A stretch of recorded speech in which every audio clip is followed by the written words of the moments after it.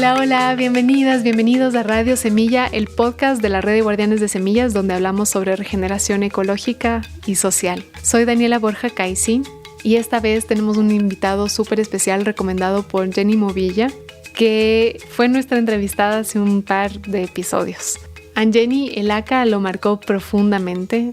Él es un sobreviviente de la violencia en las afueras de Medellín y su infancia estuvo muy marcada por la guerra, los desplazamientos, las armas, la muerte. Y en este episodio nos cuenta cómo con esa vivencia pudo transformar el dolor en jardines, en flores, en hortalizas, en alimento, y transformar también este duelo en filosofía y en ser parte de la tierra. No es coincidencia que justo acá también sea colombiano y que tengamos una noticia de nuestros queridos hermanos de Colombia. Nuestra entrevistada Camila Reyes de Resuena, que fue invitada la temporada pasada para hablar sobre comunicación para la paz, va a estar en Ecuador. Estamos organizando un taller presencial entre Radio Semilla, Casa Semilla y Resuena para que se pueda dar un taller de comunicación no violenta en Ecuador desde 21 al 23 de noviembre del 2025. Es un retiro presencial, todo incluido, alimentación, hospedaje, taller, acompañamiento. Hay descuentos grupales y por pronto pago, y puedes ver toda la información en resuenacolombia.com/CNV-Ecuador. CNV de Comunicación No Violenta. Se va a dar en Cotacachi, Ecuador, en Casa Semilla, el lugar donde vive Felipe, nuestro coanfitrión. Va a estar buenísimo para poder incorporar, es decir, sumergir al cuerpo en estas herramientas, poderlas practicar con acompañamiento y que realmente nos sirvan para que justo en esas situaciones de ira, dolor, tristeza, donde las emociones se vuelven poco manejables y guían muchas acciones de las cuales después nos arrepentimos o que no promueven la paz, se puedan procesar de distinta manera y podamos encontrar estrategias que puedan satisfacer más necesidades colectivas, de las necesidades del planeta, para quedarnos contentos con nuestras necesidades satisfechas, pero también cuidando del otro, los otros y los otros seres que nos acompañan en esta vida. Así que por favor, echen un ojo, compartan esta información. Tienen más información también en las redes sociales, tanto de Resuena como de Radio Semilla. Y estamos haciendo un acercamiento para que también ciertos líderes políticos de Ecuador puedan venir. Hay algunos líderes de comunidades un poco más vulnerables que no tienen los recursos para asistir al taller, y entonces estamos haciendo un llamado también que si quieres apoyar un poco a estos líderes, becar a personas que estén siendo parte de la gestión de los territorios que no puedan acceder al taller, comunitariamente como comunidad de Radio Semilla, poner el hombro para que puedan asistir y estas herramientas se integren de una manera mucho más profunda en nuestro territorio. Así que si tienes ganas de aportar, tienes ganas de que esto suceda, esto es una manera súper palpable de hacer un apoyo para que se transformen cosas a largo plazo, a corto, mediano y largo plazo, y que son herramientas mucho más efectivas para transicionar hacia la paz. También quiero agradecer a nuestra comunidad de miembros, ya que hablamos de comunidad, porque son quienes sostienen Radio Semilla, que están muy cerca de nosotros. Yo me siento muy agradecida por esta comunidad de intercambio, sobre todo, una comunidad que nos acompaña, que nos hace crecer en todo sentido, donde debatimos y donde con mucho respeto y mucha apertura de mente podemos construirnos juntos. Así que les agradezco un montón. Si quieres ser parte de esa conversación y quieres apoyar a que Radio Semilla exista, puedes entrar a radiosemilla.com/membresía y hacer un aporte en la medida de tus posibilidades. Sin muchas más noticias que contarles, les dejo con el ACA. Y todos los extras y los libros los pondremos en las notas del episodio. No dejen de ver esas notas que les ponemos con mucho cariño y información importante y nutridora. Y espero que la entrevista también nos marque nuevos caminos. Bienvenido acá, gracias por tu tiempo. Estoy como muy emocionada de todo lo que quiero preguntarte y conocer sobre tu historia. Como es costumbre en Radio Semilla, quisiera comenzar preguntándote de dónde vienes. ¿Cómo fue tu infancia? Claro que sí, yo crecí con mi familia en un barrio de Medellín, de La Ladera. La Ladera de Medellín es autoconstruida, digamos, por distintas generaciones de gente desterrada, no desplazada, ¿sí? De la violencia profunda política, de la configuración de este país, de una violencia pues que es muy endémica. Tus papás fueron desplazados. Sí, Ellos vivían en el campo. sí, pues ellos Ujú, vinieron buscando oportunidades, ujú. ¿sí? Digamos, buscando oportunidades. Una persona de Fredonia, otros del santuario, tenían una tradición, pues, digamos, como campesina, y luego se ubicaron buscando oportunidades en la Medellín, ¿sí? En la Medellín industrial, en la Medellín que de los 20 empieza, digamos, a recibir distinta cantidad de gente del país, huyendo de la violencia, algunos, otros buscando oportunidades. Y nos ubicamos en la nororiental, que está ubicado el barrio Manrique, y de allá la violencia a los 6 años míos nos saca y nos lleva hacia la Comuna 13, brindando en un lugar entre lo urbano y lo rural, la Comuna 13 Medellín, que ahorita está muy visitada. Actualmente están visitando 2.5 millones de turistas anuales, Wow. o sea, la misma cantidad que tenemos en Medellín de habitantes en el censo. Obviamente ese censo no está actualizado, pero ahí llegamos en ese espacio urbano-rural. La Comuna 3 está rodeada por 4 corregimientos. Los corregimientos son como la parte rural de Medellín, Ya. y está rodeado por estos 4 corregimientos, y en toda un centro está la Comuna 13. Ujú. Ahí llegamos en esa época, un lugar, digamos, que marca la historia de la violencia urbana en Colombia.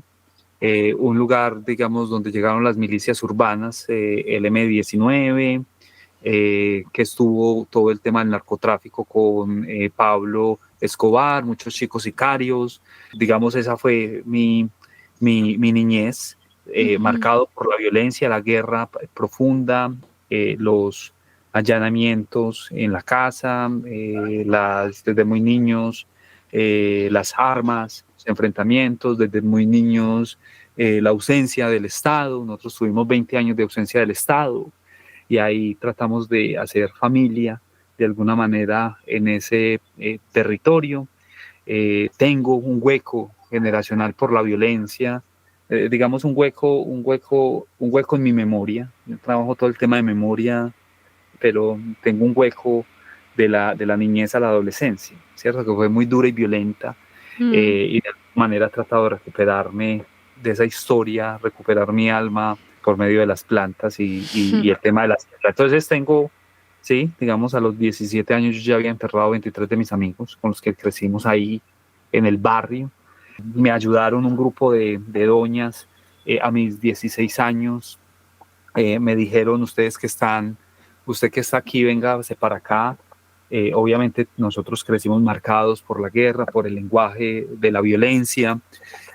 Obviamente no tuvimos cercanos a gente que hubiera estudiado en una universidad ni que se hubiera formado así, y hubo un grupo de doñas y universitarios que nos echaron la mano, nos enseñaron sobre la siembra, y conjuntamente con ellos y ellas resistimos a una fosa común que ahorita es muy famosa en Colombia, tristemente famosa. O sea, la Comuna 13 es reconocida por la violencia, por la marca de 27 operaciones militares que se dieron, un asocio del Estado con grupos paramilitares, el tema de la desaparición forzada y el crecimiento de esa Medellín innovadora.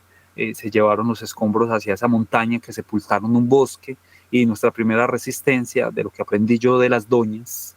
El término de doña es muy importante para nosotros, porque el término de doña es esas mujeres poderosas que han formado los barrios, y entonces nos enseñaron a resistir por medio de la siembra, y así, digamos, paramos la cuarta y quinta etapa de esa escombrera, que ahorita es una fosa común que desde del anterior año, el 18 de diciembre del anterior año, al día de hoy, después de 23 años, han venido encontrando 4 restos óseos, pero se calcula que son 500 desaparecidos. Entonces yo vi en mi niñez y adolescencia cómo fuerzas de Estado y asocio con los paramilitares desaparecían a 500 personas.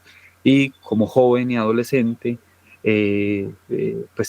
soy uno de los sobrevivientes de esa época de violencia de mano de muchas de la gente pues que hemos resistido ahí en la Comuna 13.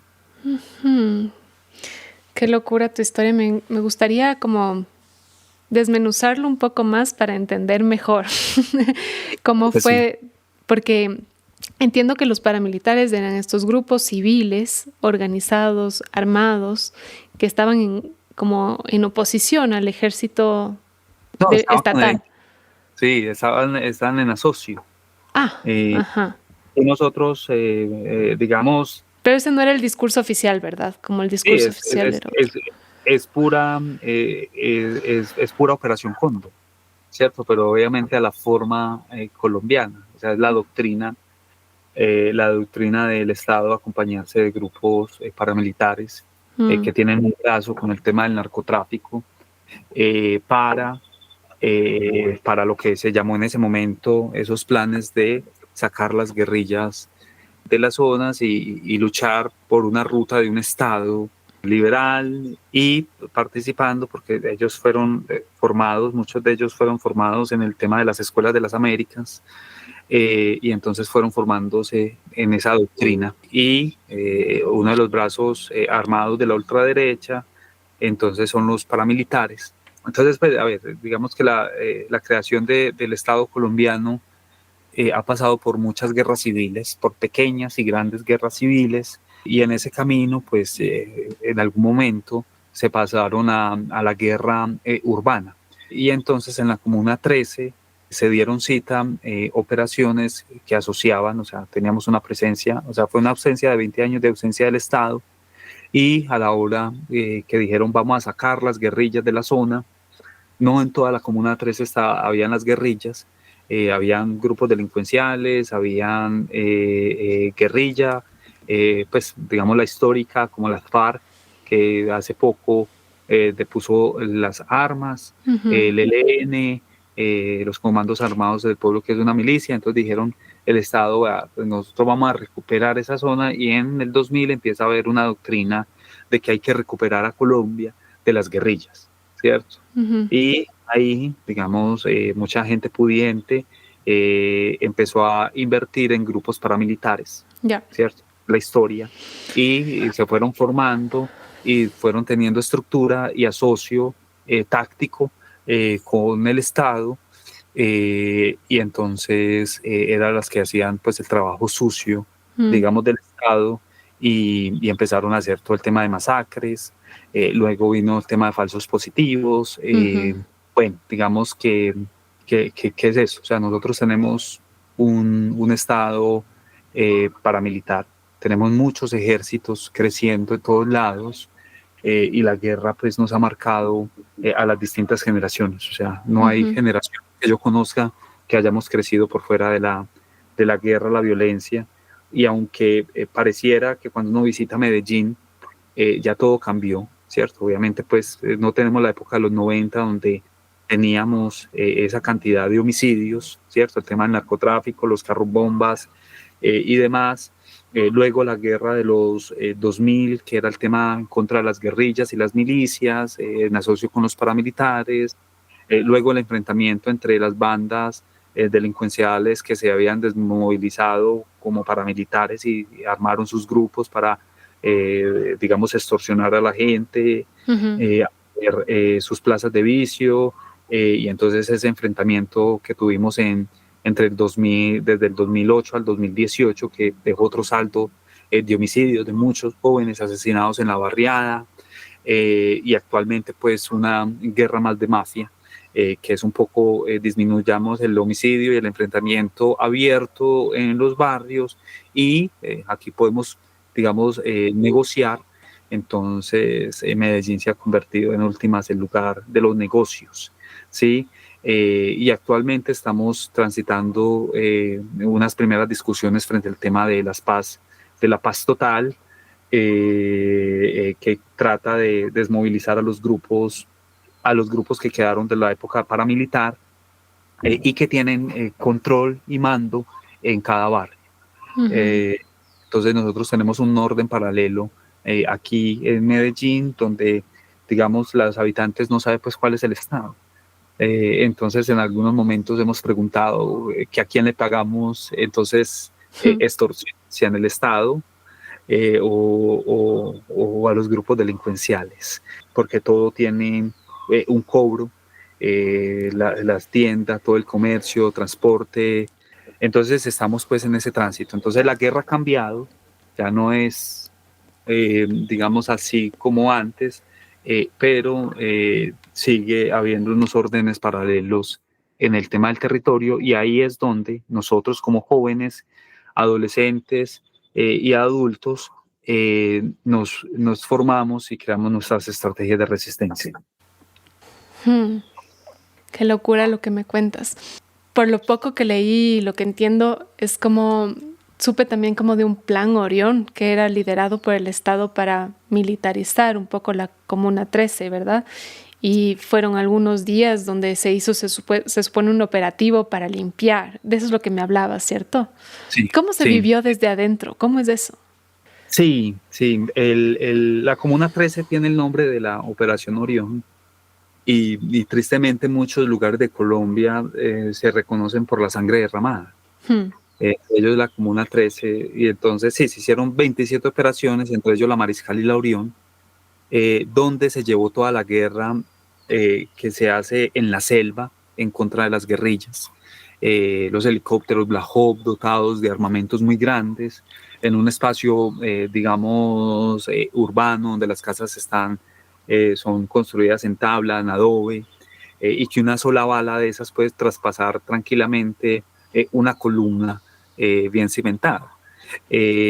Dos helicópteros Black Hawk, 1000 efectivos del ejército, 500 de la policía, asocio con los grupos paramilitares, y el enfrentamiento durante muchas horas abiertas en las calles, con punta de fusil, a punta de M60, de .50 y de armamentos de largo alcance que solo se utilizan en la guerra en la selva, ¿cierto? Contra el hmm, tema de las insurgencias se llevó a este espacio, y luego, digamos, de que se hicieron las operaciones, empezaron el tema de las desapariciones. Estando el Estado, dijo, no pueden aparecer muertos en la calle porque ya hicimos estas operaciones, y aquí tenemos que mandar un mensaje de, a ver, digamos, de que aquí ya todo está pacificado. hmm, Entonces empezaron a desaparecer a la gente en esta montaña que te digo que crecimos como proceso de resistencia, pues que creció Agroarte como proceso de resistencia frente a la escombrera. Entonces de ahí, pues esos amigos asesinados, esos hermanos, hermanas desaparecidos, digamos lo que nos dejó la guerra, y actualmente, después de los acuerdos de paz con las FARC, en el plebiscito por la paz, que le preguntaban a la gente, ¿usted está de acuerdo con la paz, sí o no? En la Comuna 13, que somos 175.000 habitantes, ganó el no a la paz. ¿Por qué? ¿Cuál era el miedo? Pues porque nunca hemos vivido en paz, y la paz Mm, da miedo, ¿cierto? Y adicionalmente, no sé, a ver, como es hace días que estamos aprendiendo sobre ser archiveros, un catalán le decíamos, ven, estamos aprendiendo sobre ser archiveros y demás, y se cagaba de la risa, le da mucha risa y decía, no, tío, espera 1000 años y recogen las historias. Claro, porque la historia todavía está eso fue hace 23 años, ¿cierto? Cuando le decíamos que eso hace 20 años, y decía, no, esperen 1000 años y luego cogen. Es decir, es como que todo está muy fresco, ¿cierto? ujú, ujú, Entonces, en esa frescura, la gente no comprende. Entonces, ahorita actualmente en la mm, Comuna 3 estamos divididos entre la gente que dijo el sí a la paz y la gente que dijo el no a la paz. Y eso en el marco de un país polarizado, mm. y con mucha historia. Entonces ahí nosotros estamos diciendo, venga, hacemos parte de una misma tierra. Ujú. La tierra está herida, nosotros estamos heridos y de alguna manera nos tenemos que curar. Y de lo que logro como asumir, tratando de ponerme en los zapatos de quienes dicen que no a la paz, es que finalmente, de alguna manera, estos grupos de guerrilla hacen la contra al Estado también, que ha perpetuado tantos crímenes al mismo tiempo, ¿no? Eso es lo que yo asumo desde afuera. ¿Cómo le ves tú? Pues digamos que ya actualmente, o sea, la guerrilla más antigua después de la caída del muro de Berlín ya firmó la paz, que fue la FARC, Mm, ¿sí? Que tuvo, digamos, su trabajo insurgente en el tema, era una guerrilla campesina, que ahorita ya están con sus curules políticas en Colombia después de los acuerdos de paz, que dejaron, pues hicieron mucho daño a la población civil, mm, que también para otro lado era el Estado en los territorios. Y entonces sí, tenía ese trabajo pues insurgente, ideológico. Ahora tenemos pues una guerrilla que le sigue, que son los helenos, que son LN, que es de un tinte más universitario, ¿sí? mm, Con unas visiones pues, de, digamos, algunos mártires como Camilo Torres, bueno, etcétera, y que tienen, digamos, como sus discursos y ya es una guerrilla binacional, ¿cierto? Que está en el Ecuador, están en Venezuela y está en Colombia. Y ahorita tienen como unas luchas más internacionales ahí. Pero, digamos, ese tipo de guerrillas, pues ya son guerrillas que se han desfigurado por el tema del narcotráfico y mm. que terminan siendo, aunque hay una ideología detrás, digamos, funcionan como narcotraficantes. Pero en algún momento de la época de la gente de los 70, que trataban de, o sea, que no estaban en ese frente nacional, que era como que se dividían el poder cada 4 años entre liberales y conservadores, y la gente que decía, pero ¿y dónde estamos nosotros, los que no somos ni liberales ni conservadores? Entonces estaban buscando, digamos, una instancia del poder y transformar el poder. Ahí hubieron varias variaciones, o sea, nosotros hemos tenido muchas guerrillas y muchos procesos de paz. Mm, Eh, Tuvimos el proceso de paz con el M-19 y el Quintín Lame. El actual presidente fue del M-19, una guerrilla, digamos, urbana, y ellos decían que, a diferencia del ELN y a diferencia de las FARC, decían que ellos se iban a tomar, digamos o sea, que cuando llegaran al poder, iban a construir el poder con la gente, ¿cierto? Y entonces los helenos y las FARC ya tenían una idea de cuando tomaran el poder, de qué iban a hacer, qué iban a hacer en ese momento, ¿cierto? Entonces tuvimos la desmovilización del Quintín Lame, que era una guerrilla indígena, la desmovilización del EPL y la desmovilización del M-19, que de ahí todos sus líderes fueron asesinados y la única guerrilla que se desmovilizó bien fue el Quintín Lame, quien fue recibida, o sea, sus combatientes indígenas hicieron un proceso de reinserción a la vida civil con sus chicos y chicas, hicieron sus procesos de castigo y lograron que el territorio los volviera a recibir. De resto, el país, yo creo que esos acuerdos de paz 30 años atrás, digamos hasta el día de hoy no sabe lo que sucedió, porque somos pues un país sin memoria. Y ahorita con estos acuerdos de paz, pues estamos en unas discusiones donde se generaron dos oficinas, una que es la JEP, encargada de la justicia transicional frente al tema de juzgar a militares por los crímenes de lesa humanidad, a la guerrilla, a las dos partes, digamos, enfrentadas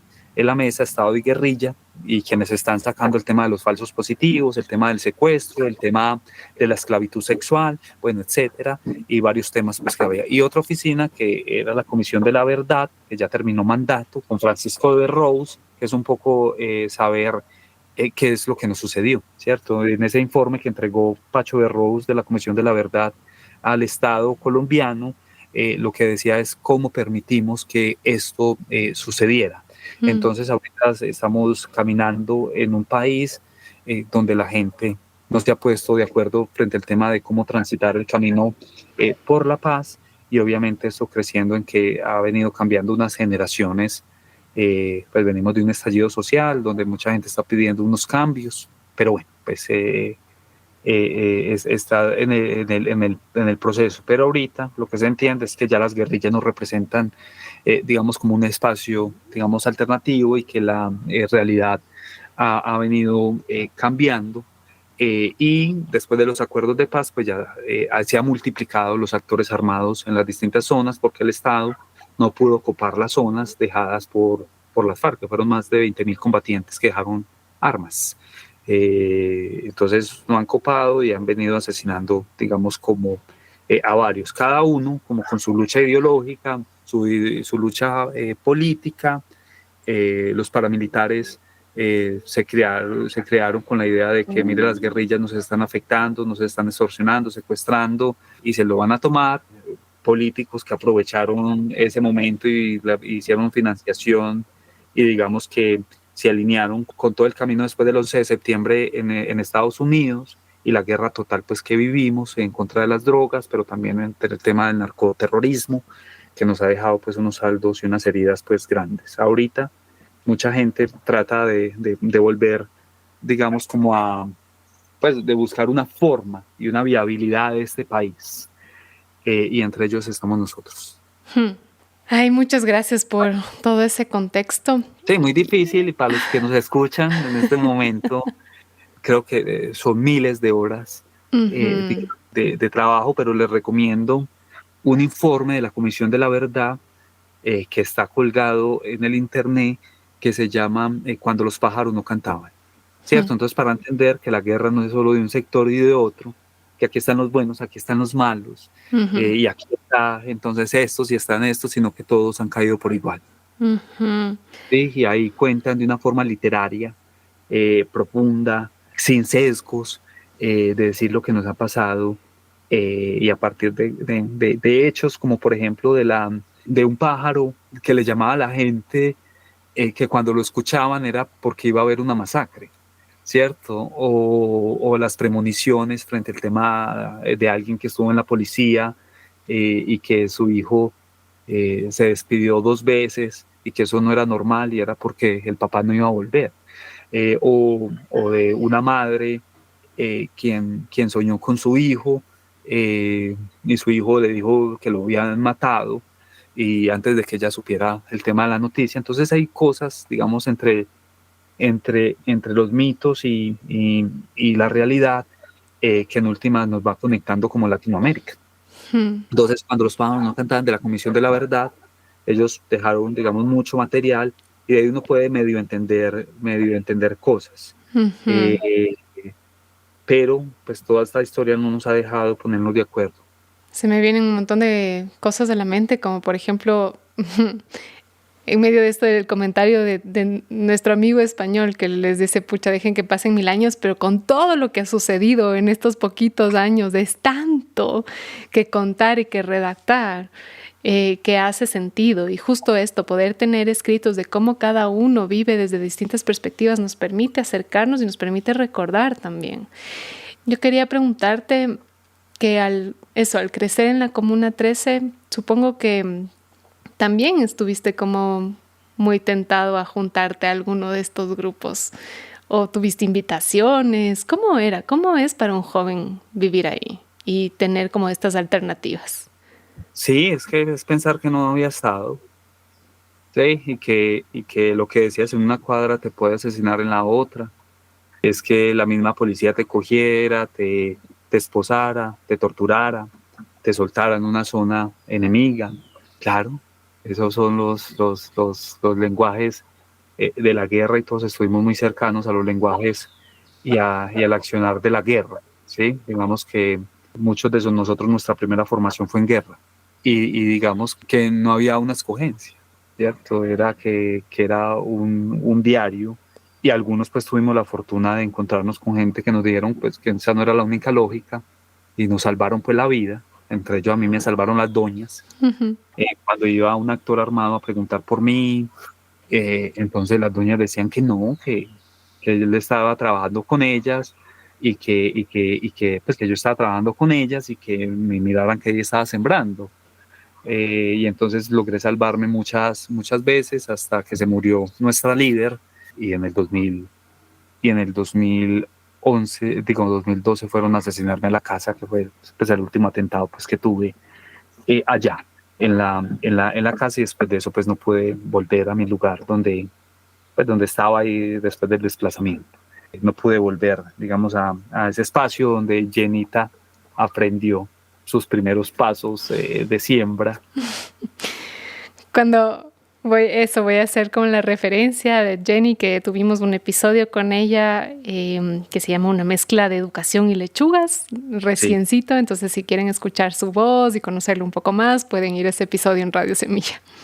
Sí, entonces, digamos, aprendimos de la guerra, que contamina mucho. Es como una tierra, cuando se le echa mucho agroquímico, que para transformarlo a lo agroecológico y demás toca que hacer un proceso regenerativo, y asimismo pues nos ha tocado que ir sorteando muchos de nosotros, ¿cierto? En mucha gente de la organización, y nos ha tocado que irnos curando de la guerra con la tierra, ¿cierto? Entonces irnos sanando, irnos medio sembrando y demás, tratando de recogernos.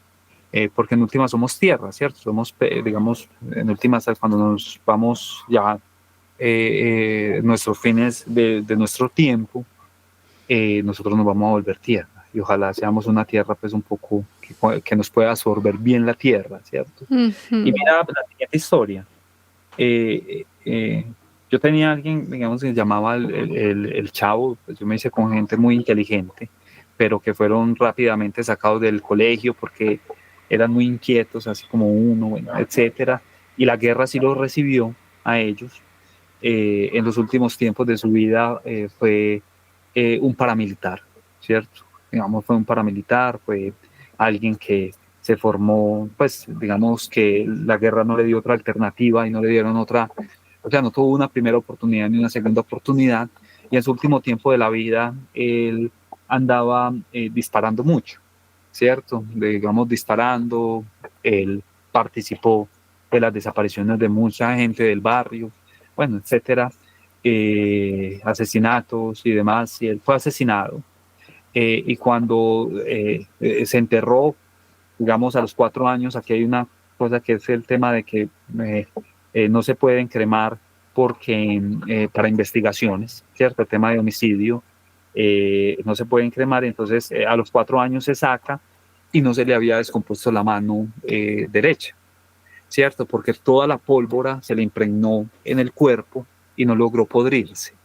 Y entonces eso me ha llevado como una reflexión de que de alguna manera, ¿cierto? Las heridas de la guerra y demás no nos deja volvernos a incorporar al tema de la tierra, y que lo que tenemos que hacer en vida es un poco como, bueno, ¿cómo hacemos para cerrar los círculos de violencia, curarnos y curar el alma, ¿cierto? Porque la tierra está herida, nosotros también estamos heridos, y cómo entonces logramos volvernos a incorporar y cómo limpiamos, o sea, no es solo o sea, mientras vamos limpiando la tierra física, es también ir limpiando esta propia tierrita. Qué conmovedor lo que me cuentas. Una pregunta antes de pasar a agroarte y cómo evolucionaron las doñas a otro proyecto. ¿Tú sabías quién intentaba asesinarte? ¿Tenías sí, más o menos idea? Sí, nosotros teníamos que vivir muy alertas. Desde los 11 años ya uno tenía conciencia.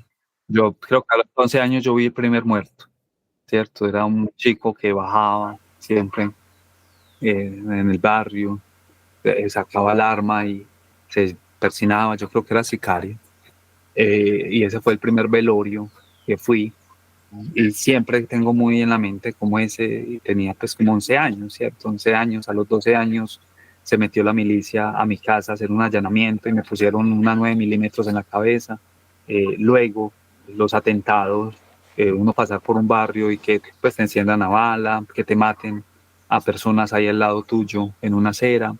Sí, o sea, crecimos, digamos, viendo todo eso y viviendo gente que se hacía de la guerra y y trataba digamos, de asesinarte. Luego, cuando nos metimos al tema de lo social y a trabajar todo el tema de ir cerrando esos círculos de violencia, pero digamos de hacer trabajo con los niños, con las niñas, vimos cómo también eso nos puso en riesgo por tratar de, pues digamos, por tratar de juntar barrios cuando habían decretado una frontera invisible, entonces decir, no, venga, juntémonos, entonces eso no les gustaba y entonces cuando subías por la casa te encendían, digamos, como con fusil por no querer trabajar con la policía en ciertas cosas y juntar temas organizacionales con la policía, entonces también te hacían hostigamiento, pues digamos crecer sin un lugar, digamos, seguro, ¿cierto? Entonces eso sí, yo pensé pues realmente que a mí me iban a asesinar pues que no iban a pasar de los 16 años.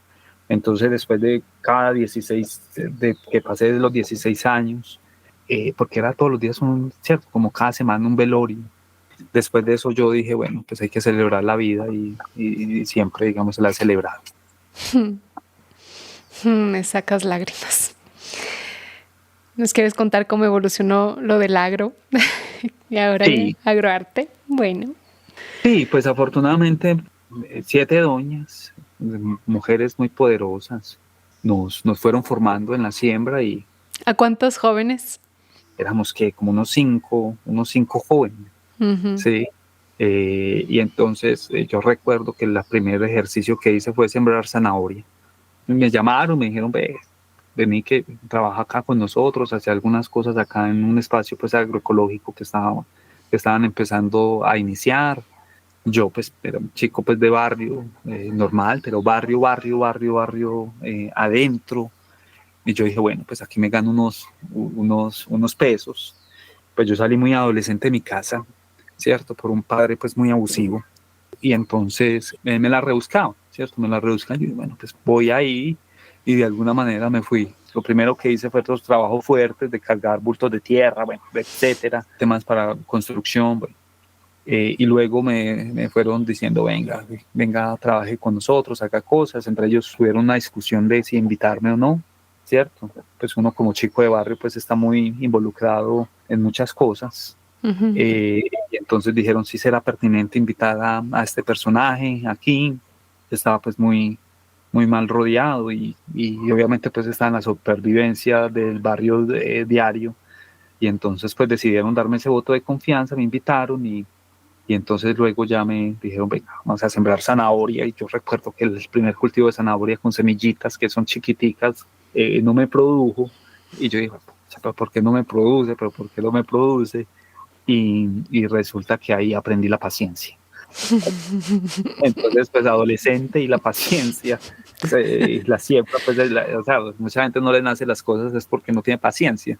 Entonces fui aprendiendo, ya las cosas me fueron brotando y me fui metiendo a aprender con una organización aliada a Agroarte en ese momento de la agroecología. Entonces Ujú. me hice formación para ser promotor agroecológico, gente que me dio pues oportunidades, que creyeron en mí y de alguna manera pues me les fui metiendo por ahí, aprendiendo de la siembra y volviéndome pues un experto en hortalizas, Ujú. ¿cierto? Plantas medicinales, hortalizas. Luego, digamos, esas doñas lograron jalar un vivero nativo y entonces hacíamos resistencia a ese lugar de escombrera, esa fosa común y logramos, digamos, parar ese momento. Sí, pues logramos parar ese momento de crecimiento de esa escombrera. Espera, yo Viendo, quisiera un poquito más de contexto, es decir, como me contaste que había como un bosque cerca y sí, entonces ahí iban haciendo una fosa común de cuerpos, sí. ¿verdad? Primero fue un escombro, la escombrera es como un De lugar basura. donde llevan, sí, de basura, de material particulado, es decir, de hormigón, Ya, ya, ya. de Sí, todo el tema de construcción. ya. Y entonces esos eran los años que estaba creciendo el milagro de Medellín. O sea, es decir, veníamos a la época de los 90, entonces la guerra con el tema de las guerrillas, en contra de las guerrillas. Entonces ya esta ciudad es pujante, entonces se empiezan a construir todo el tema del 95, se empieza a construir el tema del metro. Ya. luego los metrocables, los parques, bibliotecas, las escuelas de calidad. Y Y entonces para hacer todo eso tenían que destruir y todo se tenía que llevar a un lugar cercano a la ciudad, y ese lugar fue una montaña que antes de ser escombrera fue un bosque. ya. Tenían 3 fuentes, 3 cuerpos de agua de allá, y esa fue nuestra primera resistencia.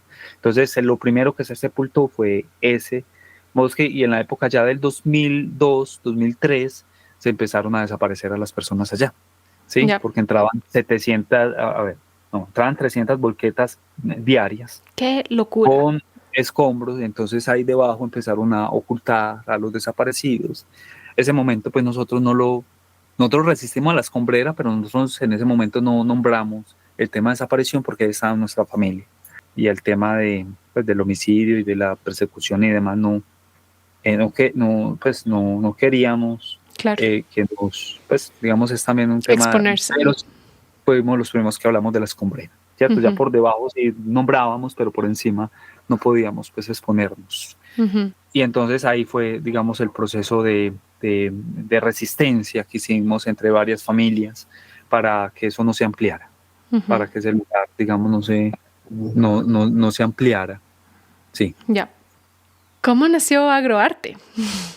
Sí, pues eso, nació como resistencia a la escombrera. Creció primero como una veeduría, ¿sí? Alrededor de un acueducto comunitario, ¿sí?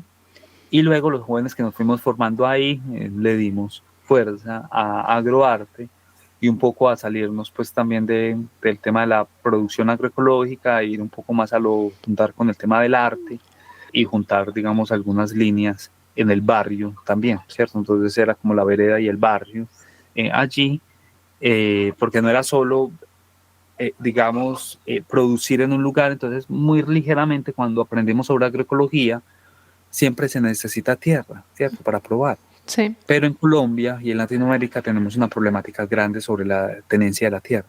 Bueno, en Ujú, el mundo, ¿sí?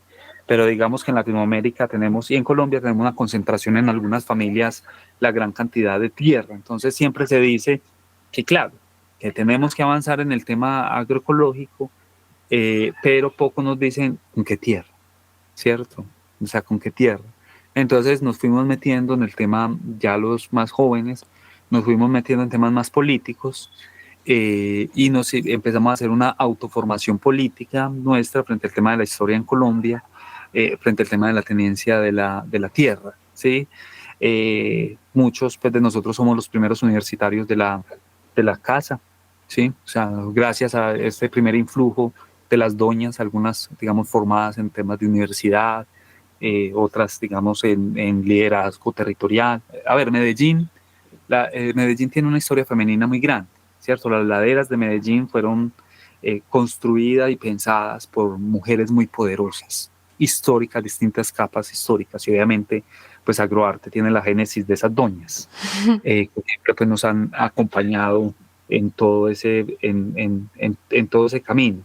Y entonces nosotros fuimos entendiendo, escuchando las historias, e ir mezclando con el tema artístico. Entonces era decir, buscar metáforas, y entonces algunos de nosotros crecimos como raperos, ¿sí? El movimiento rap llegó desde el de 81, 83 a Medellín. Allí se hicieron en los barrios movimiento de rap, las canciones frente al tema de decir, mire lo que nos está sucediendo, vea. Y entonces obviamente llegó a la Comuna 13, y ahí muchos de nosotros, pues que éramos, digamos, andábamos por ahí en las esquinas y demás, entonces nos empezó a llegar el influjo del hip hop, empezamos a escuchar que hablaban, o sea, que hablaban cosas que no contaban las noticias, y nos fuimos de alguna manera volviendo como narradores del barrio. ujú. Pero entonces era muy contradictorio porque nos formamos en el tema del hip hop urbano, y el hip hop pues viene de Nueva York no tiene tanto verde como Latinoamérica, ni Medellín, que en Medellín el 73% es rural. Entonces las doñas nos decían, pero ustedes cómo piensan la carátula de este primer CD que están haciendo. Y les decíamos, pues No así en los edificios, o sea, has visto las carátulas de los raperos ahí, como en los edificios, Valle mirando feo, la cámara mirando desde abajo para ver los superpoderosos, siempre que uno ve raperos por ahí es mirando feo, como si no los quisieran, Claro. como los tienen, como ¡ah! Y entonces una de ellas decía, ¿se imaginan ustedes aquí sobre esta era de lechuga, ahí acostado y la carátula ahí encima de esa era lechuga? Y entonces digamos, pues eso es como raro, eso es muy raro, pues uno bien rapero y estar ahí Entonces era una cosa de no poder asociar el tema de la agricultura y el tema del hip hop, y durante muchos años pues le dimos vueltas intelectuales a eso, nos fuimos formando en arte, y entonces en algún momento ya llegamos a a darle vida al hip hop agrario, ¿cierto? Era, si el hip hop es calle, debajo de la calle hay tierra, y la tierra contiene nuestra historia, nuestras memorias y nuestras luchas, y de alguna manera nosotros somos en ese momento decíamos plantas callejeras que se resisten a que les echen cemento, y el cemento es el olvido, y el cemento es decir que no hay tierra debajo de esto. Ahorita somos de aquellas plantas silvestres que se resisten a que les echen cemento. Uh-huh. Y empezamos como de alguna manera a hacer eso, ¿cierto? Del arte contextual a meter elementos de la siembra, y dentro de las metodologías todo tiene una línea. Entonces, por ejemplo, el proceso de renovación generacional, luego cuando fuimos creciendo dijimos, bueno, hay que formar a otros y a otras, pero a mí me hacía muy aburrido, como fuimos formados en agroecología, la forma de la agroecología. Uh-huh. O sea, a mí me parecía muy aburrido que, claro, vamos a hacer tierra, sí, pero pues gente, digamos, como muy, pues de la realidad del barrio, no tenían metodología para trabajar como con la gente, ¿cierto? Entonces el hombricultivo, el compostaje, el tema de la tierra, ¿cierto? Sin haber uno revisado antes como lo de uno, su historia, ¿cierto? O sea, como, es que eso es pura filosofía y pura relación con la tierra, y entonces, claro, vos estás ante la tierra, pero la tierra no es una herramienta. O sea, no es algo que, bueno, entonces vamos a mejorar la tierra, pero ni siquiera sabes que vos haces parte de esa tierra. Y entonces el primer elemento de la renovación generacional fue Semillas del Futuro. Un proceso de renovación generacional, o sea, Semillas del Futuro, chicos y chicas del barrio y adultos, ¿cierto? Porque entonces nosotros empezamos a utilizar metodologías que fueran interdisciplinares, que pudiera juntar todo el tema de los jóvenes y los adultos, ¿cierto? Pero que un chico de 10 años a una adulta de 50, 60 años pudieran estar en el mismo espacio sin aburrirse, y un poco combinando. Entonces, claro, mientras íbamos sembrando, se van generando las historias, y el hip hop atrae a los jóvenes y la agricultura atrae a los adultos, y entonces vamos tomando esos espacios afectados por la violencia en espacios urbanos. Bueno, digamos, cuando nos desplazaron en 2012, nosotros perdimos esa hectárea de tierra que teníamos, donde hacíamos el ejercicio y demás, y entonces dijimos, si la guerra nos mueve, nosotros también nos movemos, y entonces empezamos una temporada urbana, ¿sí? Jenny Movilla, pues, conoció Loma Linda en ese momento, tenemos 1,5 hectáreas donde hacíamos experimentación y toda la cosa, pero nosotros perdimos eso, porque fueron a matarnos allá en ese lugar, y nos toca que salir con una mochilita. Y entonces empezamos a decir, si la guerra nos mueve, nosotros también nos movemos, y entonces empezamos a tomar espacios urbanos, ¿sí? Al borde de la carretera. Y entonces, mientras vamos sembrando las historias, y esas historias se van volviendo canciones de rap, donde muchos chicos tenemos más de 300 canciones hechas por chicos y chicas, sus primeras canciones, pero también donde hay mamás raperas, abuelas raperas, ¿cierto?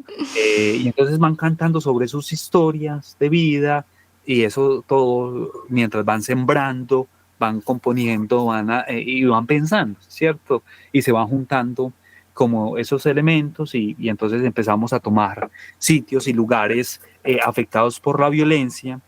Entonces lugares donde había una plaza de vicio, donde había un homicidio, donde era un espacio de miedo, empezamos a tomarla con siembra, y murales y entonces cambiábamos el entorno de ese espacio, de esos, en ese momento 22 lugares nos tomamos y entonces empezamos a hacer un movimiento un poco más grande y cada vez entonces era poner un rizoma más. Entonces luego fue la unión entre comunas. Entonces la unión entre comunas es decir, claro, si las guerras nos mueven, nosotros también nos movemos y movernos por todos los barrios.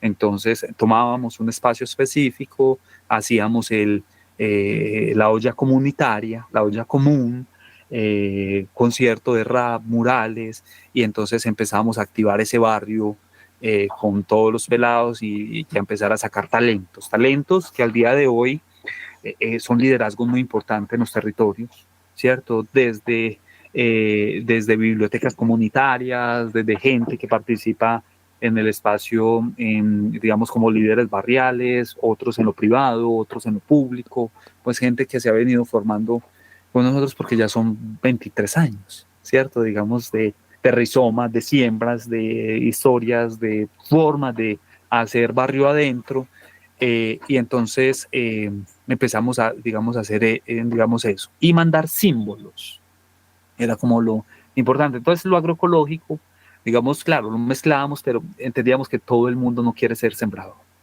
¿sí? Entonces nosotros tratamos de enamorarlos de las plantas, porque todo el lenguaje nuestro es plantas y todos nosotros sembramos desde el día uno. Entonces hay gente que entró y que no les gustaba la siembra, o que era la primera vez que se probaban con una pala, con un pico, y entonces era un poco como la historia de volverse tierra. Entonces, el influjo, y ya luego se han convertido en grandes jardineros, ¿cierto? Que han vivido también del jardín. Muchos, ay, no, eso no, ay, eso es gusano.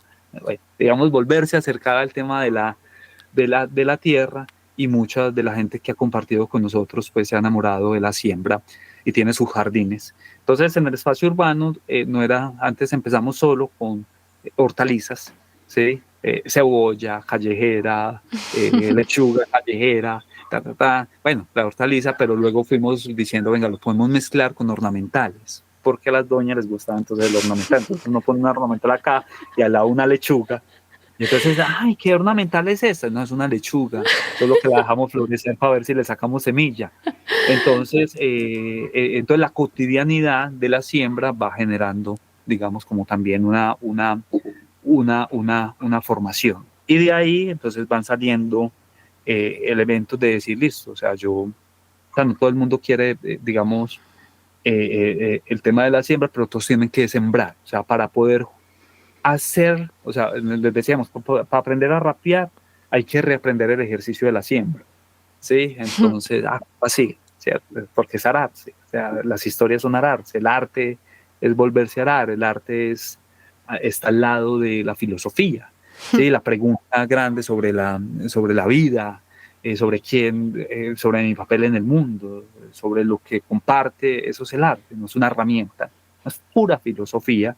Y la siembra, agricultura, de cultura, pues tiene que ver como con eso. Entonces, en cada uno que se haga su concepto, no hay una línea ideológica. Entonces, en los años bajamos ideología, porque es que la tierra no tiene ideología.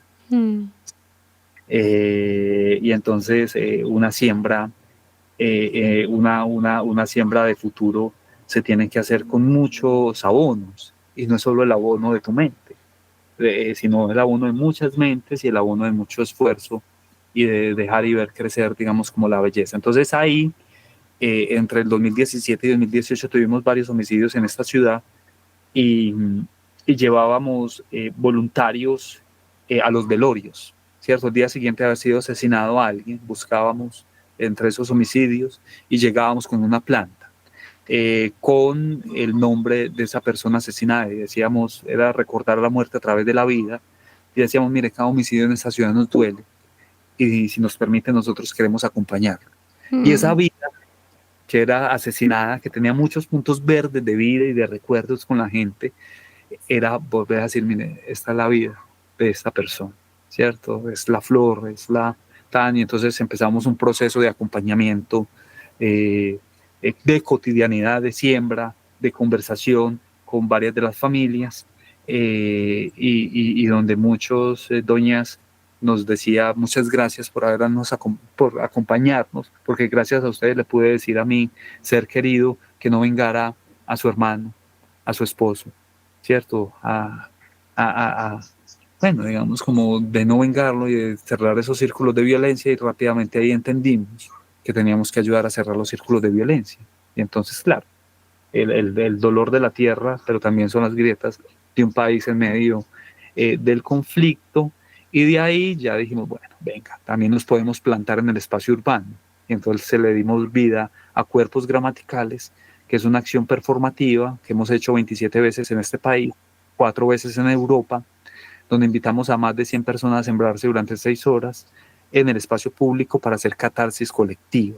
Y entonces hacemos unos procesos del cuerpo político y del cuerpo que resiste, y mandamos un mensaje con silencio y con performance en el espacio público, y la gente se siembra con una planta hermana, ¿cierto? Nosotros siempre le decimos a la gente, usted ya sabe cuál es su planta y cuál es su árbol.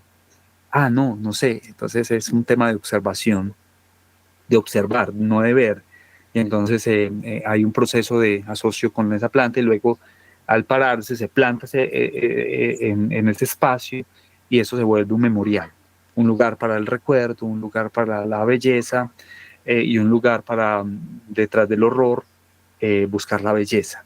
Y así pues nos hemos ido en ese camino. Luego dijimos, bueno, ya tenemos tantos espacios tomados en esta ciudad, entonces venga, hablemos de los lugares y los sitios de memoria, ¿cierto? Que no hay una forma de proteger esos lugares, o sea, no hay un lugar donde se proteja este jardín, ¿sí? Hace 2 meses volvimos de Alemania, estuvimos aprendiendo sobre el tema de los campos de concentración después del Holocausto, y había una mujer bueno, pudimos aprender un poco porque nosotros estamos haciendo eso, ¿sí? Digamos, recuperar algunas zonas que fueron casas, jardines, bueno, cuadras, o sea, digamos, eh, transformando esos lugares, pero no hay una figura de protección que los proteja hacia 300 años hacia adelante. Ujú. Y entonces estamos buscando con el Estado y de alguna manera con la gente del territorio proteger esos lugares. Entonces ahí esta persona colombiana, exiliada, y que da algunas conversaciones a partir de los campos de concentración. Pues nos pareció muy simpático porque hay muchos colombianos y latinos haciendo formación alrededor de los campos de concentración, que hacen parte de las asociaciones que cuidan esos campos de concentración de la huella del Holocausto. Y hay muchos europeos haciendo memoria de Latinoamérica.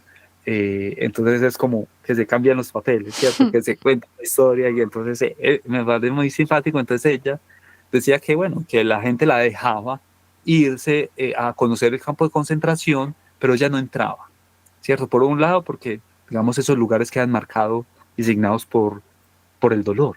O sea, se siente, aún después de los años, que ese espacio es doloroso, pero entonces ella los esperaba en un jardín.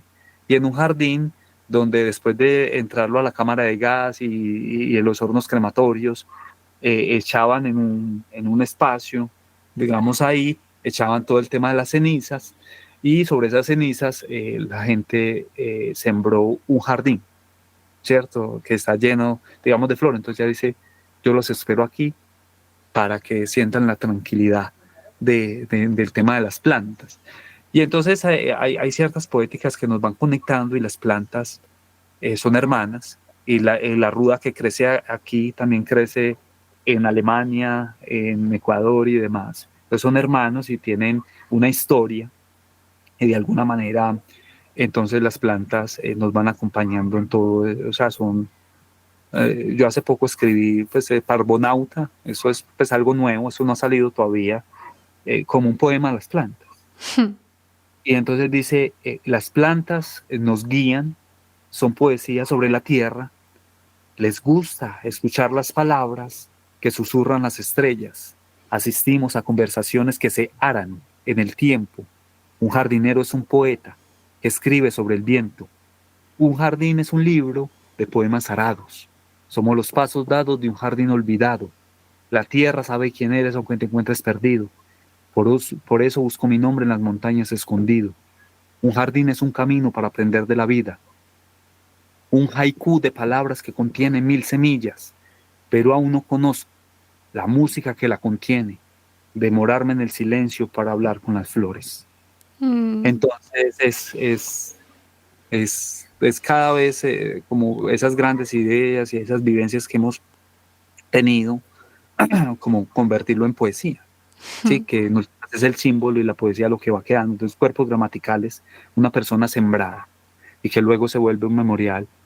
Esos lugares de miedo donde fueron asesinadas muchas personas, donde en una cuadra, por ejemplo, doña Elena, su esposo se lo sacaron de allá de la casa y en una cuadra más abajo, al lado de un poste de luz, se lo asesinaron. Y ella siempre que baja por ahí recuerda ese momento cuando fue a recoger a su esposo. Y entonces es como curamos esos lugares, ¿cierto? Entonces el asocio con el tema de las plantas, el asocio con la conversación, el asocio de ir reconociendo esas historias, que de pronto no son las historias que van a quedar en los libros de historia, sino más bien que son las historias pequeñas y son las historias del sentimiento que está, digamos, escondido en la profundidad de la tierra, de nuestras propias tierras. Qué linda labor la que has hecho, me conmueve muchísimo. Somos un convote. Solo que, a ver, vos sabes que este mundo es el de los conversadores, ¿cierto? Y es como si un conversador pudiera abrir 1000 puertas, pero las personas que, digamos, contemplan el silencio y que no tienen, no quieren hablar tanto y demás, terminan como invisibilizados. Entonces, este trabajo de Agroarte han sido, por nosotros han pasado más de 30.000 personas, ¿sí? En estos años. Y cada uno deja una inteligencia. Y de alguna manera, entonces, es una huerta que hemos arado en el tiempo, ¿sí? O sea, es una huerta, es un bosque que hemos arado en el tiempo y de alguna manera, entonces, son muchas voces, ¿cierto? Que algunos somos más públicos que otros dentro de Agroarte, pero que en últimas, pues, es un trabajo colectivo. Entonces, lo que estoy diciendo no quiere decir que el que hable más es el que más hace. Por lo general no es así. ¿Sí? Qué lindo. Entonces hay en cada época gente muy inteligente acompañándonos pues para sembrar este árbol común que ya queremos que sea un bosque. Entonces, bueno, hemos hecho, ¿cierto? Qué belleza. En cada temporada, sí, entonces es eso. Tengo una pregunta así como práctica, como quisiera saber si ahora son un equipo, cómo funcionan como estos proyectos de acompañamiento, por ejemplo, en los velorios o los proyectos como de ir recuperando espacios o de los cuerpos gramaticales. Requiere también un equipo con gente que está haciendo que esto suceda. ¿Cómo funciona ahí en la práctica? Sí, a ver, un proceso no puede ser siempre el mismo. Entonces, lo que hemos hecho muy bien es mantener una historia audiovisual. Nosotros ahí en el YouTube de Agroarte están miles de videos. Desde el día 1, pues digamos, cuando empezamos a hacer público, nosotros tenemos un momento underground, o sea, donde no queríamos mostrarnos, ¿cierto? O sea, pero en el 2012, después de 2012 y 2014, que nos toca que sacar 100 familias del territorio amenazadas después del asesinato de un niño de 14 años, nos tocó que empezar a hacer público. Entonces, desde el 2008 nosotros tenemos un material que hemos venido alimentando ahí en YouTube. Bueno, tenemos escritos, mucha cosa, por donde ustedes buscan en Google Agroarte Colombia, y les aparecerán miles de informaciones y si lo más profundo que quieran. Entonces, en cada época hemos sido distintos. En esta época, actualmente somos una asociación. Agroarte Colombia es una asociación de la sociedad civil. Dentro del equipo hay 8 personas, ¿cierto? Nuestra directora creativa, que nos ha llevado en este momento de la vida por el tema de la identificación de los lugares y los sitios de memoria, ¿cierto? Tenemos, ahí hay varias doñas, ahí, y hacemos parte de 2 hombres, digamos, de esa organización. Acompañamos 700 duelos, y hemos hecho un circuito de 6 cuadras en la Comuna 13, en un espacio central.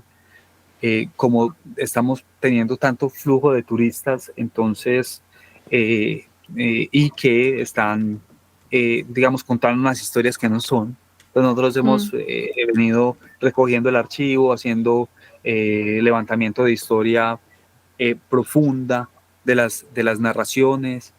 Hemos estado, digamos, custodiando esas memorias. Entonces tenemos un bosque de la memoria en la Comuna 13, después de Cuerpos Gramaticales desde 2014, ya eso es un bosque. Luego tenemos un memorial de las ausencias donde tenemos 700 fotografías, el 73% de personas desaparecidas y asesinadas. Y a estas personas las hemos venido acompañando en el proceso, levantamos el archivo, recogemos como evidencia, y tenemos un cementerio tomado, el primer cementerio a nivel latinoamericano pintado con temas de memoria, que es un cementerio que vio crecer a la Comuna 13 desde finales del siglo XIX. En ese cementerio nosotros hacemos las activaciones y diseñamos el espacio público para hacer catarsis colectiva. Eso está dentro del influjo de nuestra directora creativa, Catherine Franco, que nos ha llevado por todo ese camino de conservar los lugares y los sitios de memoria. Ahí, entonces, acompañamos a las personas, vamos activando esos lugares, vamos identificando otros lugares y sitios de memoria en la Comuna 13 y hacemos una lista indicativa, porque no se puede conservar lo que no se conoce, ¿sí? Y ahí, relaciones desde el arte, ahí en ese espacio, después de la pandemia, ya no sembramos, ¿sí? O sea, el espacio urbano, de agricultura urbana, lo dejamos después de la pandemia, y nos hemos concentrado entonces ahí hacen parte, digamos, en lo urbano, pues tenemos una alianza con 33 organizaciones de la Comuna 13, la gente, digamos, más antigua, la organización más antigua del territorio, donde hemos dicho, venga, esta Comuna 13 está creciendo muy rápido, se está gentrificando la zona, se están desapareciendo los lugares de memoria, están desapareciendo las historias de nuestra gente. ¿Cómo hacemos para conservarlos y cómo hacemos para ir generando pues un camino de reconciliación? Y en los últimos años hemos viajado nuestro momento más tibio, y es un poco de que no nos dividimos entre los buenos y los malos. Entonces hemos invitado a la gente que fueron, digamos, participaron en el conflicto, que la familia nos llevan la fotografía de su ser querido y nos dicen, mire, mi ser querido no era como tan bueno, pero ustedes podríamos poner aquí la fotografía, para nosotros era importante. Y claro, cada persona asesinada es una persona amada, ¿cierto?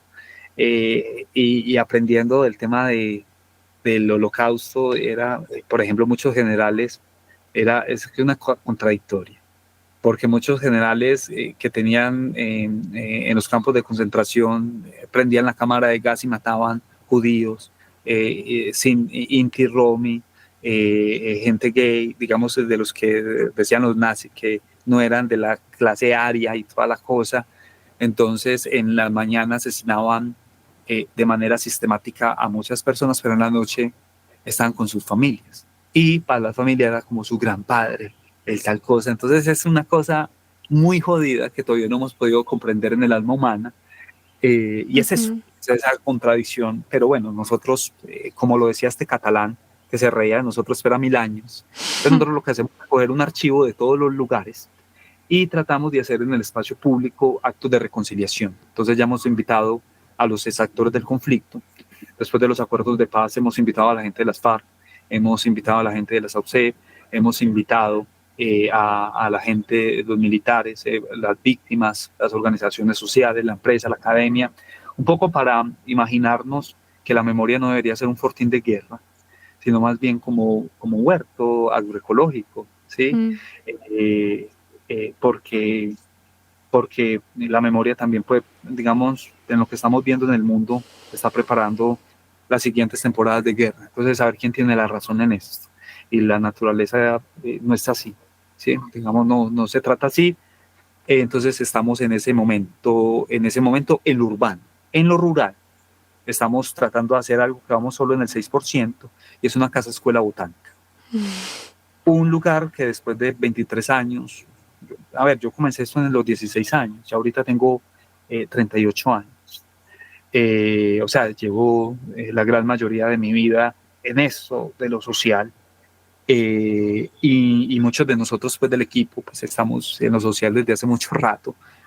Y entonces, de alguna manera, decimos, deberíamos hacer ahorita una casa escuela botánica. Aquí, en la parte de encima, hay 1.000 hectáreas de bosque, ¿sí?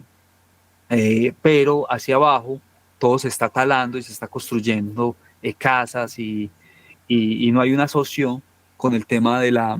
A ver, uno creería que lo campesino es lo más importante, pero ojo que hay que desconstruir el término campesino, ¿cierto? O sea, ¿y por qué campesino? Porque es como que la tierra me tiene que ser servil a mí, lo antropocéntrico.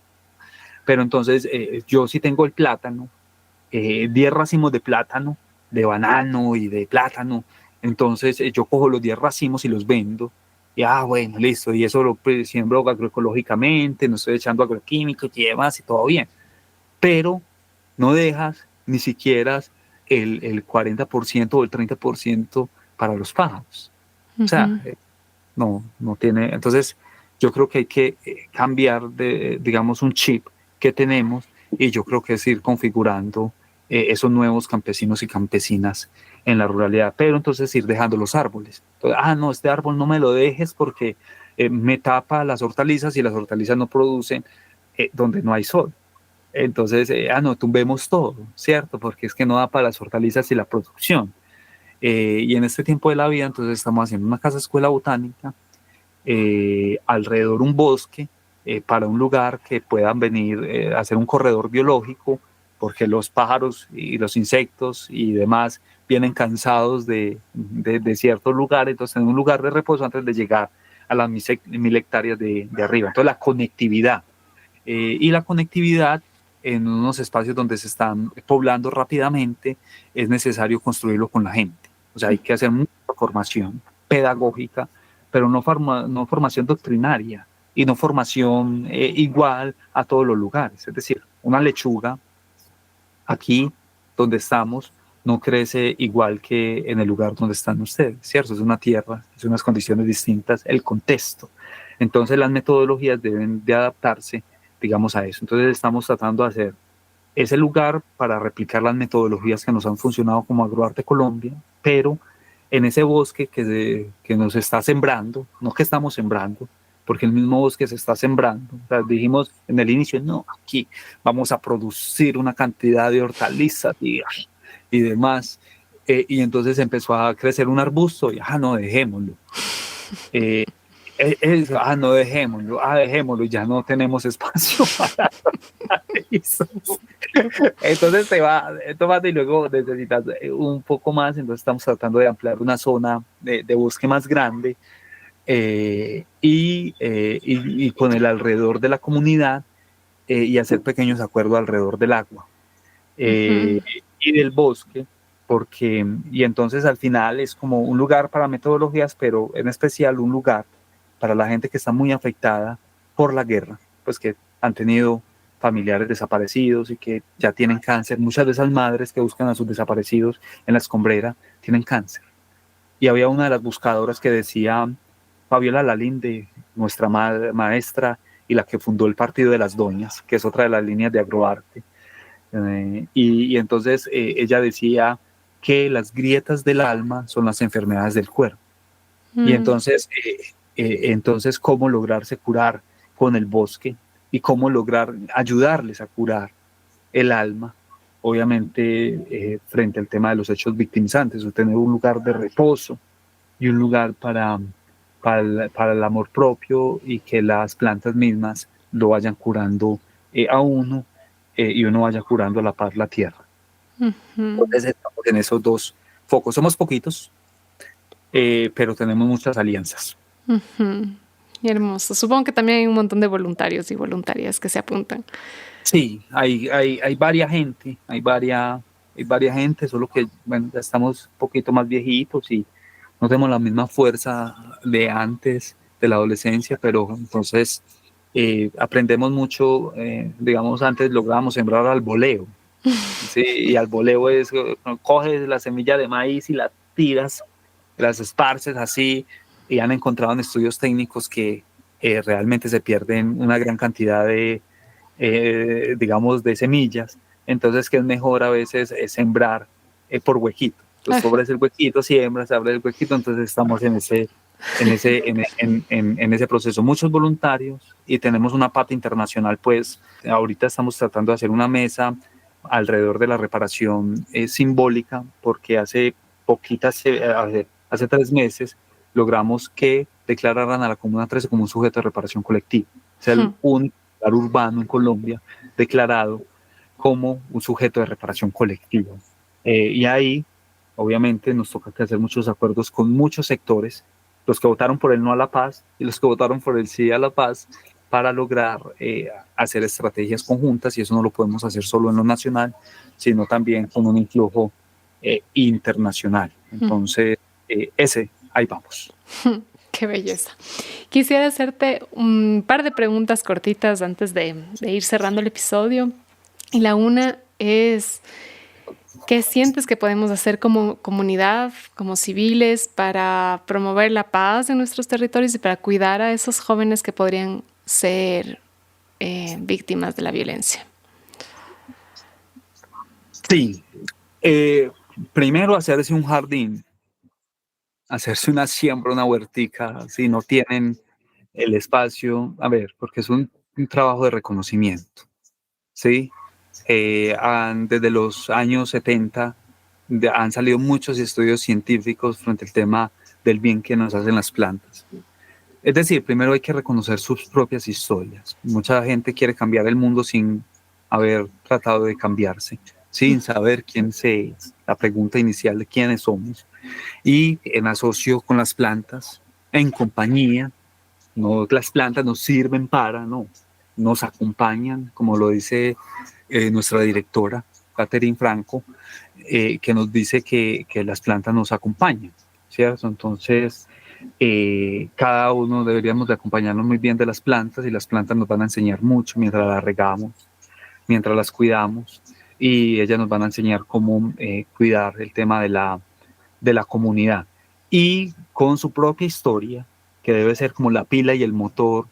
Es un poco preguntarse sobre qué les gustaría hacer en comunidad. Tenemos una crisis de liderazgo a nivel mundial grande, tenemos unas desconexiones de las comunidades, cada uno por lo de uno. Yo creo que hay ejercicios bacanos de asocios, son bacanos, interesantes, pero que cada uno tiene que probar su forma, ¿sí? Su forma de liderazgo, su forma de asocio con la comunidad, pero por lo menos piensa, Joseph Beuys, un artista, él decía que cada persona debería tener el derecho de sacar la mano por la ventana y acariciar un árbol. Entonces hay veces queremos hacer mucho por el otro, pero hacemos poco por nosotros y por nuestro entorno. Entonces hay ciertas batallas que se hacen en lo local, en lo pequeño, en lo de uno. Y por ejemplo, si ustedes tienen un jardín de lechuga, no cuánto a la lechuga, dejen por ahí el 30%, déjenla florecer y verán que las mariposas sí están haciéndole bien a las mariposas, a los insectos, ¿cierto? O sea, hay cosas sutiles, no solo con su gente, desde lo antropocéntrico, y a la par irse transformando, irse curando. Y cuando algún momento se sienta curado y con ese jardín, en últimas es preguntarse a ver qué puedo cambiar del mundo, ¿cierto? Aunque el mundo tiene su propia lógica y su propia velocidad, por lo menos decir, bueno, ¿qué puedo hacer? ¿Cierto? ¿Qué puedo construir y qué puedo hacer de manera sostenida? ¿Y por qué sembrar? Porque es que la siembra requiere un ejercicio sostenido. Sembrar relativamente es muy fácil. Lo difícil es sostener, y la comunidad se hace sosteniendo, ¿cierto? Y es lo que cada vez más la gente no está dispuesta a hacer, sostener. Y sostener es cotidianidad, barrio adentro, es cotidianidad en la huerta, adentro, y cotidianidad con la vida. Entonces, eso es lo primero, ¿cierto? Y ya de resto, si quieres meterte en temas del mundo, bueno, bienvenido. Este mundo está muy triste. Justo a eso iba mi segunda pregunta. Si tuvieras como algún consejo para política pública o algo así, si es que alguien de quienes nos escuchan están pensando en cambiar políticas públicas o proponer o tienen algo de gerencia, ¿tienes algún consejo para que también la política acompañe estos procesos de paz? Sí, nosotros tenemos un concepto, porque ustedes saben que la política grande, la política representativa cada vez está más jodida, ¿cierto? Mucho avivato, mucha estrategia ya, Uh-huh. puro ajedrez económico, intereses económicos nacionales e internacionales, es decir, Uh-huh. el poder, el poder está en todos lados, pero ese tipo de poder hace rato se desconfiguró. Y después de la caída del muro de Berlín, digamos, hay una maestra muy grande, Alexandra Alexeevich. Esta mujer bielorrusa hizo en sus libros, tiene el libro de La guerra no tiene rostro de mujer, los chicos de Sin. Esta mujer dice que más bien, que ella es historiadora, pero que más bien lo que ella se parece es una historiadora del alma. Y entonces ella busca retratar, digamos, como esa historia pequeña. Y entonces hay uno de los libros que dice, ¿qué nos trajo la caída del muro de Berlín? ¿Cierto? Que era como la lucha entre dos formas de ver el mundo, ¿cierto? El socialismo, el tema del capitalismo. Entonces, cuando gana el capitalismo a todo y cada vez más agresivo se va volviendo el capitalismo, pues se va dando cuenta que las cocinas, por ejemplo, donde uno cocinaba con sus familiares y podía conversar largamente, se perdieron. O sea, el momento de conversación profunda se perdió. Entonces, a la hora de hacer política representativa, pues se va perdiendo como los grandes ideales, ¿cierto? O sea, la política es filosofía, pero también es teatro. Entonces, en el teatro actual, es que cada uno va teniendo ahorita, con la ganada de Trump, con la ganada de los autoritarismos en el mundo, pues digamos que hay una cosa que mucha gente se siente agobiada. Pero entonces nosotros tenemos un concepto que está fundamentado un poco como en lo que hemos vivido en el territorio, que es la política de lo cotidiano. Entonces la política de lo cotidiano es que, a ver, ¿cómo hicimos los barrios? Lo hicimos con convite o mingas, ¿cierto? No necesitamos Estado, no necesitamos, o sea, es porque el Estado cada vez en el mundo se volvió más grande y más pesado. Entonces, para mover cualquier cosa de Estado, tú puedes hacer la política pública que quieras. Hay política pública de agroecología, hay política pública de derecho a la ciudad, hay política pública de lo que tú quieras. Tú las revisas, ya están los mandatos. Nosotros tenemos una constitución del 91 muy importante, pero si tú la miras, está esa carta constitucional, pero los derechos y lo que dice ahí no se cumple. Uh-huh. Entonces, ¿qué toca que hacer? O sea, tomar sus propias conquistas a escala territorial. Entonces, ahorita la política tiene que ser cotidiana, formar a nuestras gentes, porque nosotros tenemos un hueco generacional muy grande, ir formando y, y alrededor de la siembra y de lo que nos junta, poder ir encaminando. Entonces, mire, por ejemplo, ahorita la Comuna 13 fue reconocida como sujeto de reparación colectiva, pero eso es una cosa que nosotros no vamos a ver, pero que nos toca que amasarlo en el presente. Entonces, tenemos una ruta y un titular, entonces proponemos titulares, sabemos que eso para ese lado administrativo eso no va a suceder, pero conquistarlo nosotros en los territorios. Entonces, es decir, lo hacemos nosotros, somos el Estado, nosotros en los territorios. Y obviamente les conté la historia de que crecimos a espalda del Estado y cuando llega al Estado se va volviendo tan macro, tan grande, tan pesado, que no deja pensar a la gente y son de cada 4 años porque son gobiernos que no conversan uno entre el otro. Uh-huh. Entonces, el otro se inventa el agua tibia y resulta que es que el agua tibia ya la inventaron antes, el tema de la democracia eso lo inventaron antes y no revisan los errores y los caminos y cada uno quiere enriquecerse. Entonces, ahorita una lucha grande es por el tema de cómo hacemos esa política de lo cotidiano y cada territorio es distinto. Y termino con lo siguiente. El Nienor Ostrom premio Nobel de Economía. Ella, digamos, no viene de la escuela de la economía, su esposo sí, y entonces debatieron la teoría de Harding del conflicto de los comunes.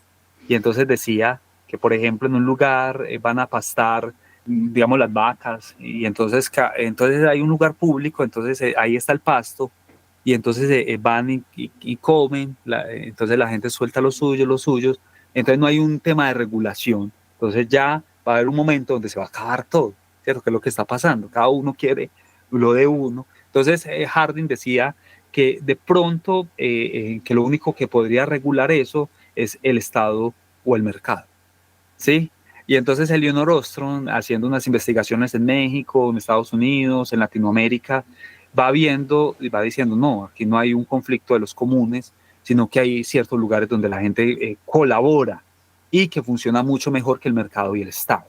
Y entonces encontró que, por ejemplo, los acueductos comunitarios, ¿cierto? Que no están regulados ni por el mercado, ni por el Estado, entonces son un lugar, digamos, donde la gente se pone de acuerdo, un bosque, ¿cierto?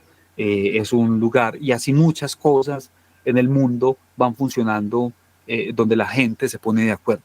Solo que para que eso funcione necesita gente con el don de comunidad, de saber que es que no es solo mi pedacito. Es decir, mientras caen en Ucrania o en Rusia la gente, en la otra parte y la otra esquina del mundo tiembla, ¿cierto? Mientras estas guerras que nos devoran acá en Colombia y en Ecuador van cayendo la gente y demás, el otro lado también tiembla, ¿cierto? Somos hermanos de la misma raza y en última Sí. somos hermanos también de la naturaleza y de alguna manera entonces tenemos que preguntarnos sobre qué nos junta. Y esa pregunta de qué nos junta debe ir pasando de generación a generación. Obviamente, yo creo que somos unos románticos de la destrucción. Ay, acá. Me dejas conmovida con todas tus palabras y con toda esta travesía entre el duelo, la siembra, la regeneración. Pero me encantó escucharte, me nutrió muchísimo. Espero que para nuestros escuchas también. Mencionaste un poco dónde encontrarte, ¿no? Como buscar agroarte en Sí, Google. sí, tenemos página web, Agroarte Colombia. Ahí tenemos algunas investigaciones que pueden ver, por ejemplo, el Memorial de las Ausencias.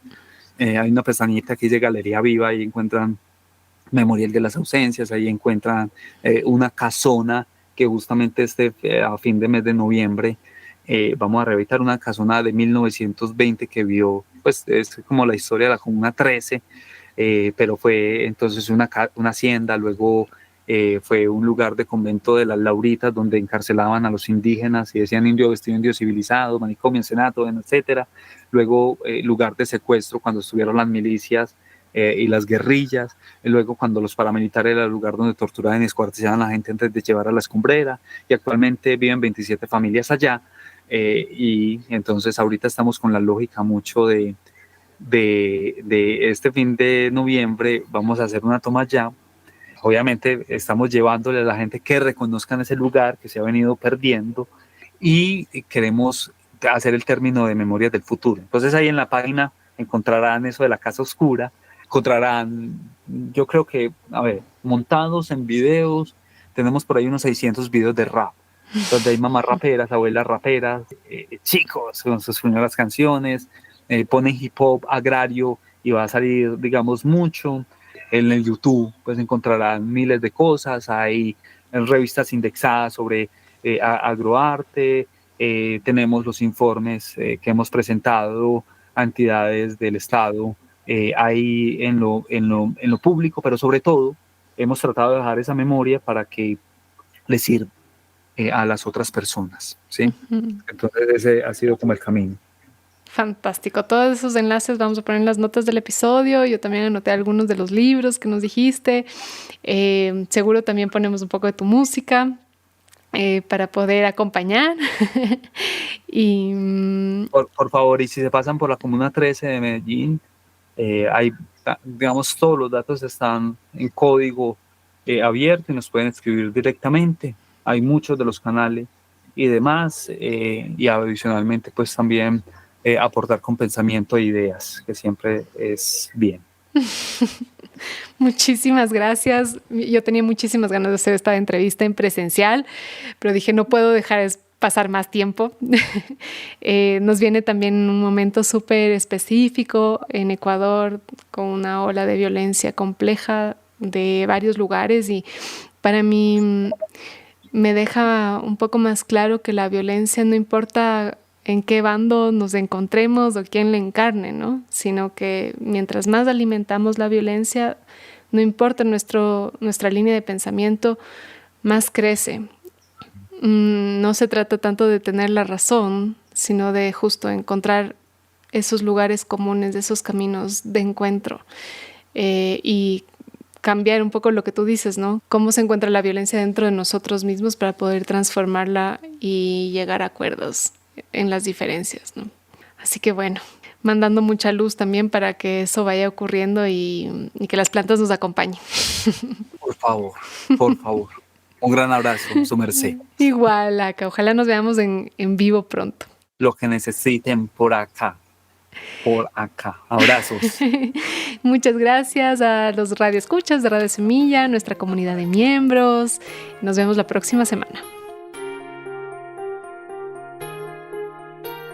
Empiezo a narrar, son historias reales, encontrando el motivo para siempre narrar la intensidad horaria. Es mi lucha agraria, buscando en el día que cambie el mañana, cambiar el futuro. A mi pueblo lo aseguro que aunque sea duro, para la lucha soy maduro, juntaremos manos.